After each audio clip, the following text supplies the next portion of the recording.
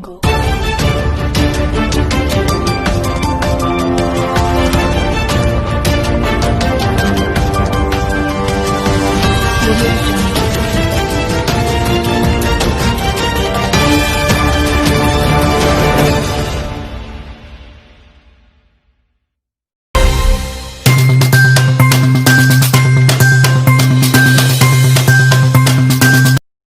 markale kula wanaagsan xubinteena ugu horeysa waxaynu kusoo qaadanaynaa ra-iisul wasaare Roble oo maanta la filayo inuu kula yeesho amiirka cusub ee dalkaasi Kuwait.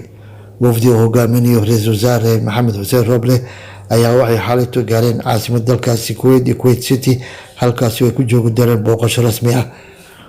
wararku waxay sheegayaan in ra-iisul wasaaraha maanta u qorsheysan tahay inuu la kulmo amiirka cusub ee dalkaasi Sheekh Nawaaf Al Ahmed Al Jabir Al Sabah si uu gudbiyo laba fariinta ugu horeysa ayaa ku saabsan inuu ugu tacsidiyo geeridii amiirkii hore ee dalkaasi Sheekh Sabah bin Ahmed Al Sabah, kaasi oo bishii hore dabeeqadeedii ku geeriyooday dalka Mareykanka.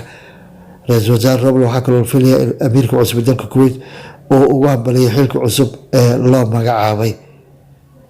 wararku waxay kale sheegayaan in ra-iisul wasaaraha uu maanta intuu booqasho ku tegi doono qabriga uu ku aasan yahay amiirka hore dalkaasi Sheekh Sabah Al Ahmed Al Sabah.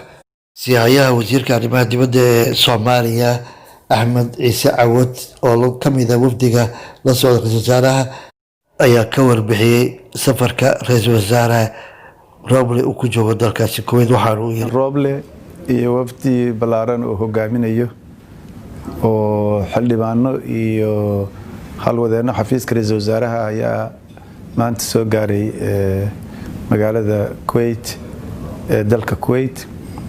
socdaalka ujeedadiisu wuxuu ahaa in dowladda Kuwait iyo shacabka Kuwait aan walaalaha nahay loo soo gudbiyo la soo gaarsiiyo tacasida ummadda iyo dowladda Soomaaliyeed oo ra-iisul wasaaruhu matalayo. marka ra-iisul wuxuu leeyahay kulamo mashquula, wuxuu soo booqanayaa qabriga amiirkii dhintay Allah u naxariiste, ka bacdina wuxuu tacsi u geynayaa amiirka cusub iyo tahniyad isla socda isagoo uga tacsiyeynaya dhimashadii amiirkii walaalkiis ka horeeyay iyo ugana tahniyadeynaya in isaga uu noqday amiirka dalka. ra-iisul wasaaruhu wuxuu u gudbinayaa amiirka iyo madaxda Kuwait qadarinta iyo jacaylka ummadda Soomaaliyeed u qabto. amiirka cusub ee dalka Kuwait waxa uu noqonayaa amiirkii lixaad ee soo maray dalkaasi tani markaa ay xornimada ay qaateen, iyadoo amiirka cusub Sheekh Nawaaf Al Ahmed Al Jabir Al Sabah oo 83 jir ah uu hogaamin doono isagoo xilal kala duwan kasoo qabtay dalkaasi. amiirka cusub waa xaasle leh 4 wiil iyo gabadh. teena kale waxaynu kusoo qaadanaynaa dowladda federaalka oo bilowday in dhagxaantii waaweynaa laga qaado wadooyinka Muqdisho. dhowr sano kadib oo ay jidadka ugu muhiimsan magaalada Muqdisho dhagxaan lagu gooyay ayaa waxa ay dowladda xalay bilowday in dhagxaanta laga qaado qaar ka mid ah wadooyinkaasi. tallaabadaasi ayaa u muuqata mid ay dowladdu ugu gol leedahay arrimaha ku aadan ololaha doorashada sida ay sheegeen ilo wareedyo. wadooyinka dhagxaanta laga qaaday ayaa waxay badankooda yaaleen wadooyinka dhexmara ama gala degmada Wadajir iyo qeybo ka mid ah degmada Hodan ee magaalada Muqdisho. dadweynaha Muqdisho ayaa soo dhaweeyay tallaabadaasi iyagoo maanta tolaalkayo iyadoo gaadiidka ay ka gudbayaan wadooyinkii hore dhagxaanta lagu xiray oo aysan muddo dhowr sano aysan marin. haatee ma kala cadda in jid qaadistaasi ama dhagxaan qaadistaasi ay wada saameyn doonto dhammaan wadooyinka halbowlaha ee weli ku xiran, taasi oo ay dad badan ay dhibaato kala kulmaan, iyadoo mararka qaarkoodana ay ka dhici jireen shaqaaqooyin. gaadiidka dowladda iyo kuwa ciidamada ayaana degmooyinkaasi ama wadooyinka xiran iyaga loo ogolaa in ay ka gudbaan halka gaadiidka dadweynahana ay ku qasbanaan jireen inay wadooyin qardajeexa ama wadooyin kale ay maraan, taasi oo rakaabka ku kalifi jirtay in qarash badan ay ku bixiyaan baabuur raaca ama bas raacooda. muqdisho waxay maantito ay soo dhoweeyeen wadooyinkaas dib loo furay, dhagxaanta laga qaaday, balse waxay isweydiinayaan muddada ay sii furnaan doonaan iyo in laga oodi doono haddii wadooyinka muqdisho gebi ahaantooda la furo ee dhagxaanta lagu xiray. waxay taasi dadweynaha u sahlaysaa in ay gaadiidka basaska ah ku raacaan qiimo jaban, halka ay xilligan ay dhowr bas ay ku bixiyaan si ay usoo gaaraan magaalada muqdisho bartamaheeda amaba xaafadaha ay ugu kala gooshaan ee ka tirsan muqdisho.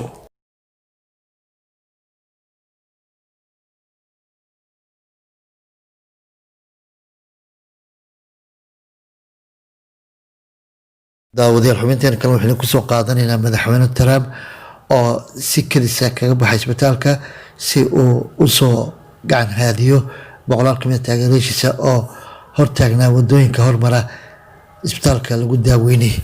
madaxweynaha la xanuunsan COVID-19 oo maalmihii ugu dambeysay lagu daaweynayay isbitaalka military ee lagu magacaabo Walter Reed ee ku yaala duleedka magaaladaasi Washington ayaa waxaa la sheegay in uu ka baxay halkaasi si uu usoo salaamo ama u gacan qaado taageerayaashiisa, iyadoo tallaabadaasna ay dhakhaatiirta dhaliileen.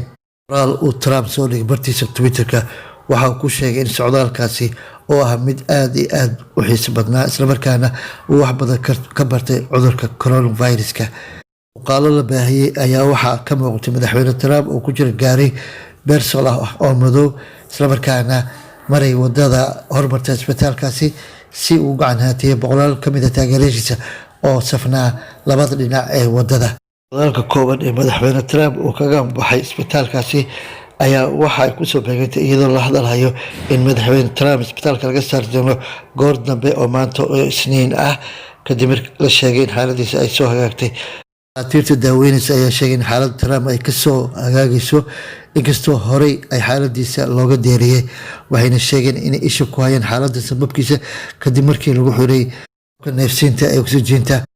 halka laga soo duubo markii madaxweyne Trump uu u gacan haadiriyey taageerayaashiisa ku sugnaa banaanka isbitaalka lagu daaweynayay ayaa waxa uu fadhiyay gaariga dhinaciisa dambe ayuu fadhiyay isagoo xirnaa afxirka nuuc madow, waxaana la socday uu ku helinayay laba nin oo iyaguna afku xirnaya, kuwaasi oo dhinaca hore fadhiyay. ammaanka meesha ayaana aada loo adkeeyey iyadoo la arkayay ciidamo halkaasi ku sugan oo sugaya ammaanka. dhinaca kale Dr. James Phillips oo ah kaaliye professor ee xaaladda daaweyn degdega ee jaamacadda George Washington University ayaa waxa uu naqdiyey tallaabada uu madaxweyne Trump uu ku dhaqaaqay, wuxuuna sheegay in Trump arrintaasi uu uga dan lahaa masrax siyaasadeed oo kale. professorka oo qoraal soo dhigay Twitterkiisa waxa uu sheegay in qof kasta oo la socday gaariga Trump loo baahan yahay in iyagana la karantiilo muddo 14 casho ah. waxaa laga yaabaa inay xanuun dareemaan ama waxaa laga yaabaa inay u geeriyoodaan, waa sida hadalku dhigay. qaal uu Trump hore usoo dhigay ayaa wuxuu ku sheegay in wax badan uu ka bartay cudurka COVID-19 oo lagula dagaalamayo ama looga daaweynayo isbitaalka.